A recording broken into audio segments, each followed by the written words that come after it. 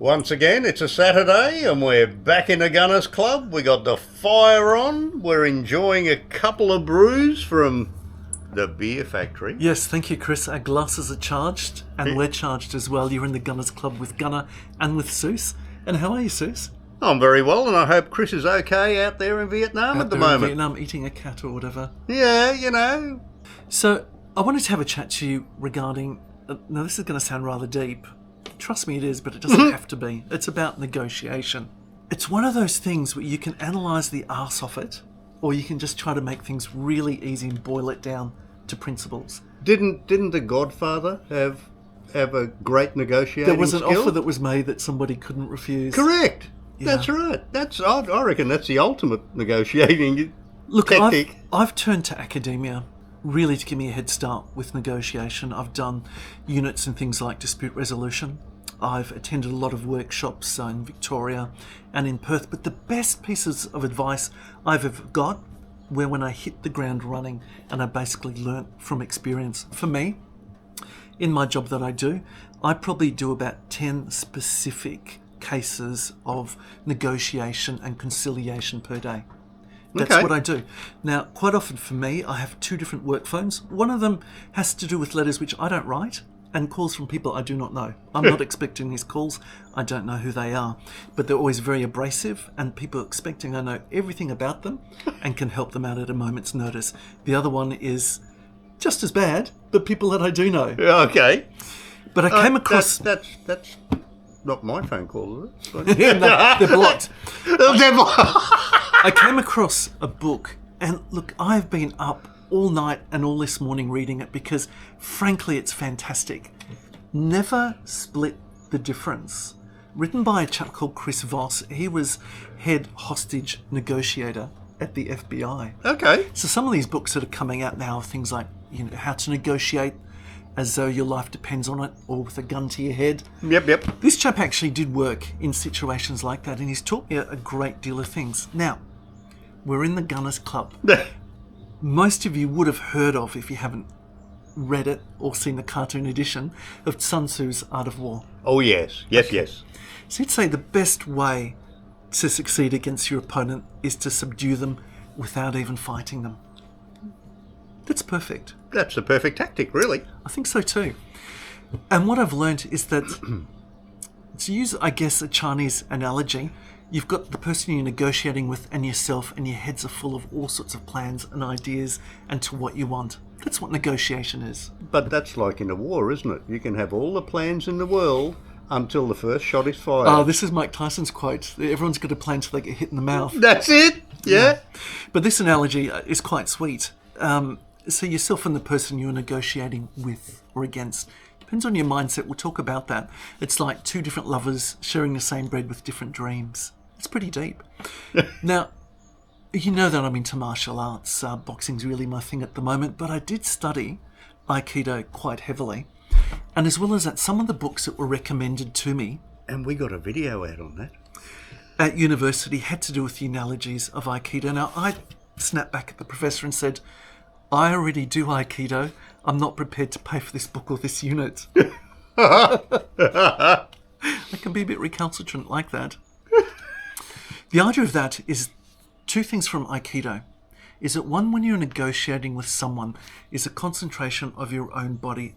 And the reason you're doing that is then you're focusing on your breathing. If you can master your breathing, you're basically mastering your mind. So what they say is in Aikido, weight must be underside. Sounds strange, but look at this. If I'm tense and my shoulders are up, the weight is not underside. Right, yep. Weight is underside. I'm controlling my breathing. And that's one thing I do before I pick up the phone and negotiate with somebody. I make sure that my breathing is in the right spot. If my breathing is centered, I'm centered as well. And I'm not going through the erratic monkey brain when I'm talking to somebody. It's really, really important, because what that means is you can then concentrate on the person you're talking to. They say that there's a rule that when you're talking to somebody, 7% of the negotiation is words. Basically nothing. Well, yeah, okay. 38, Explain. 38%. Or as Pauline would say, Please explain. 38% is the way that you're speaking. Ah, Yes. So what they call paraverbal. That's quite technical, isn't it? It's actually around the words, the way that you're using the words. The smile you're injecting into it, let's say. And the other 55% is body language. Now, generally, I don't have the luxury of meeting with people face to face. So what that means is it's all about the way that I'm talking to the person. Yep. Not specifically the words themselves at all. And your voice is everything. Some people say that they watch Sussology because it helps send them to sleep with how calm my voice can be. Chris Voss would describe that as the late night radio FM host's voice. Yes. You know what I'm talking about. Do you remember the guy who used to play the romantic love songs and things like that late at night? It's probably this sort of voice I'm using at the moment. So, it's like a romantic love song. We're getting back to the two lovers in bed that are sharing different dreams. Yes, we are. No, please don't. Make it stop. So when you are negotiating with somebody, a lot of people see it as a very combative sort of thing, almost like a sport. The best thing you can do with your voice is to be positive and upbeat, cheery even, when you're talking to the other person. Look, at the end of the day, any negotiation, if you look at it that there has to be a winner or a loser, then ultimately it's going to come back and bite you in the ass. If you look at it from a point of view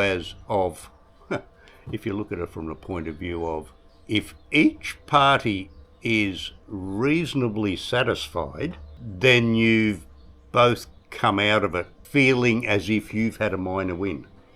I'd love to answer that, so let me tackle that. First off, if you are in a position where you have overwhelming force, moral right, and ability to get your way, you will win.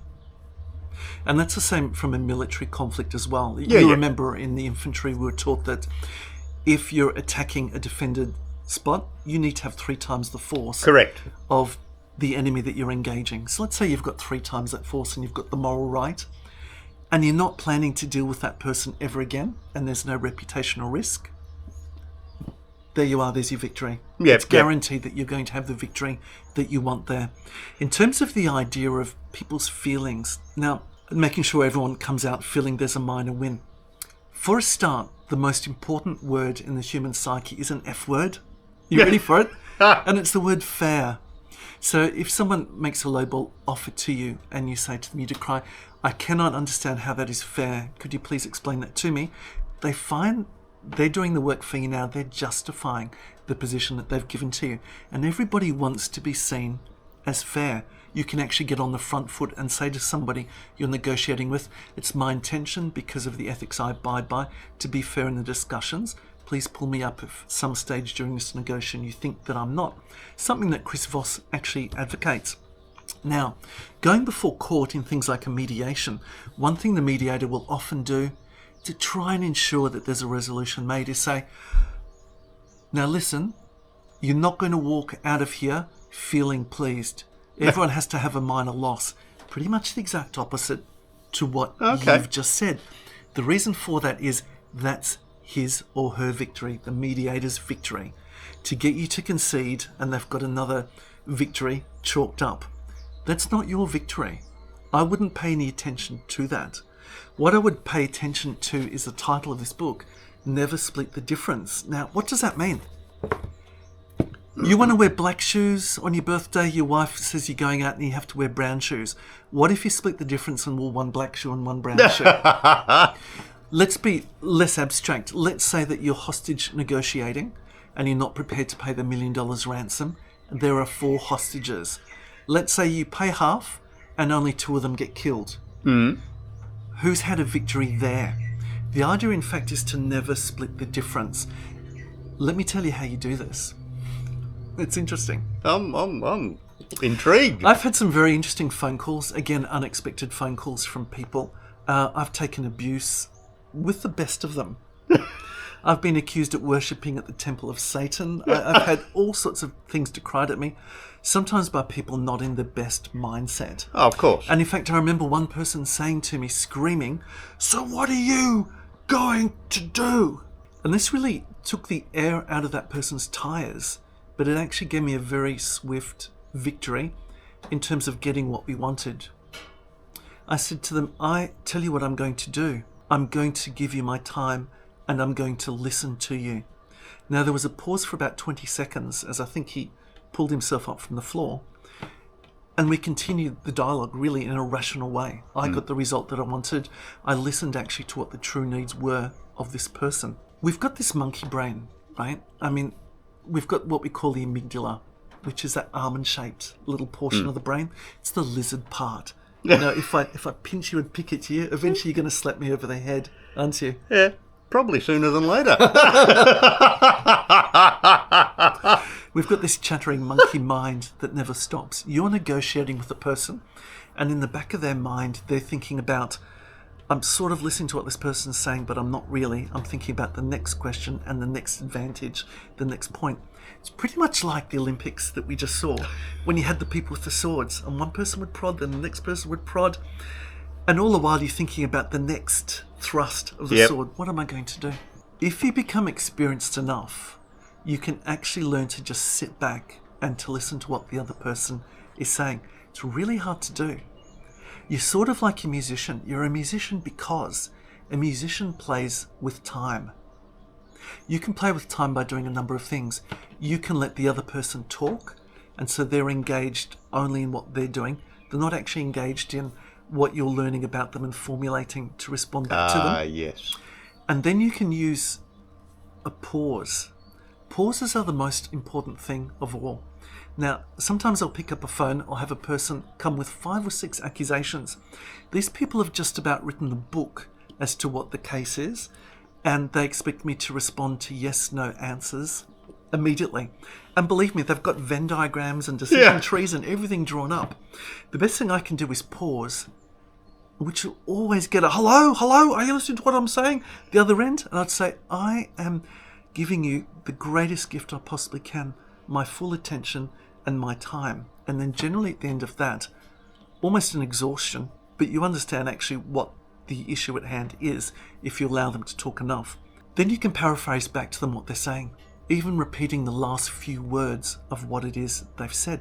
People love to hear their own words set back. And then you can ask the most powerful things.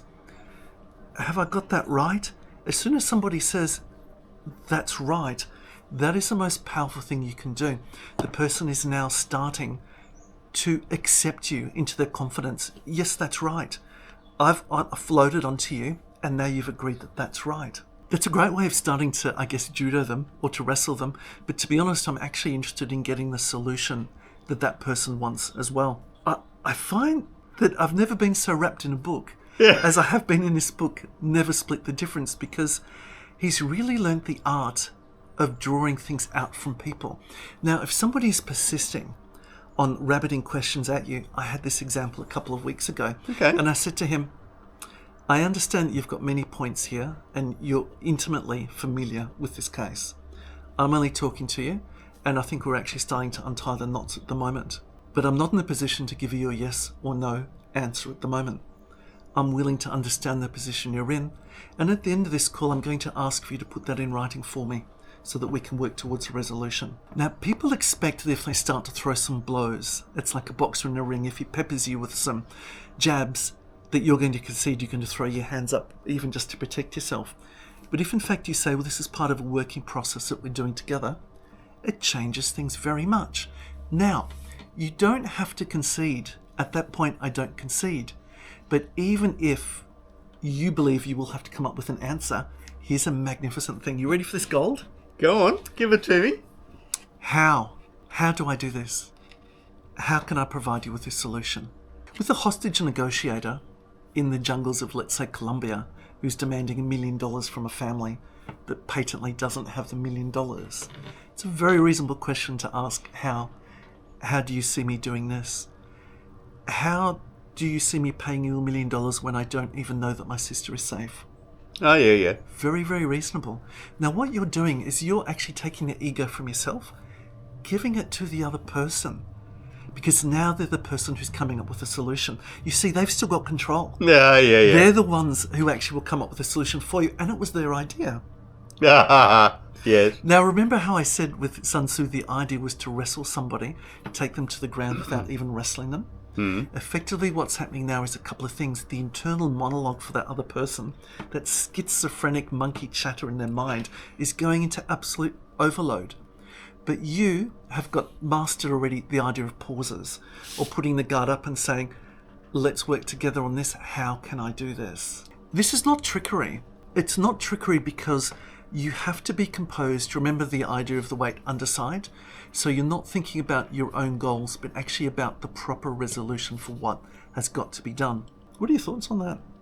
I'm actually intrigued. I might have to read that book. I quite like it. It's one of these books that I just could not put it down. So over 2 million copies sold. And I tell you, from someone who has attended a lot of negotiation workshops, I had one in Perth a few weeks ago. We went split into teams. I'd never met the person who was on my side or the people we were negotiating against. And I was negotiating against a lady from the Pacific Islands, from Fiji. And at the end, completely flustered, she put down the brief and I said, okay, time's up. And she said, how did you do this? How do you know these skills? How have you been so prepared? Let me just say this was a complete honour. I've never experienced something like this before and I want to keep in touch with you to talk to you. There's no magic to it. I think it's a possession from experience, from that idea, I guess, of that groundedness from things like Aikido, and then working through things like theory. Now, if I attend a workshop, I always carry a cheat card with me. So these are ideas for negotiations to make sure I'm prepared. I'm probably the only person on earth you'll see who actually comes prepared with stock in trade things like, what do I do for negotiation? But I do. But things have moved on even from the prompts in this card, to be honest. So preparation, knowledge, philosophy, generally caring about the other person that you're talking to. Unfortunately, I've had to learn it through the School of Hard Knocks. Many phone calls and many confrontations in a day. And over the course of many, many years, you get thickened skin. Well, look, this is very intriguing and it's got my attention. However, you know, I hark back to the movie. The Godfather again? Yes, and his way of negotiating was a lot more subtle and a lot more simple, really, wasn't it? Oh, hark back to those days. I mean, there's nothing like having a horse's head in your bed to get your attention, really. Yeah. It'll certainly get your attention and won't necessarily get you the result that you want.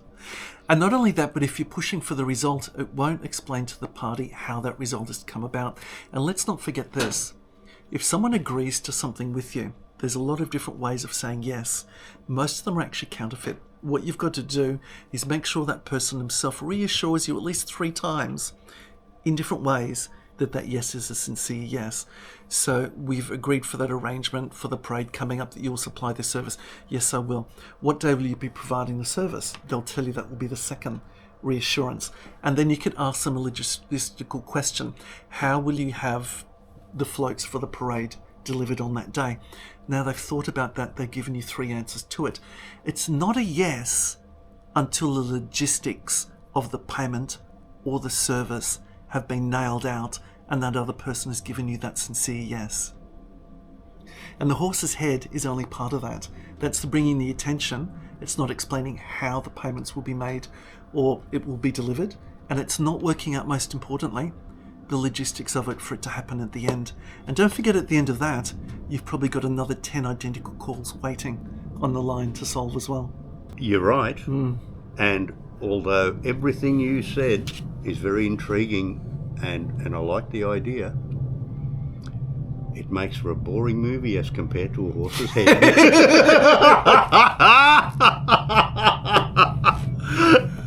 Don't forget to like and subscribe if you like what you see. We look forward to seeing you again. Good on you guys.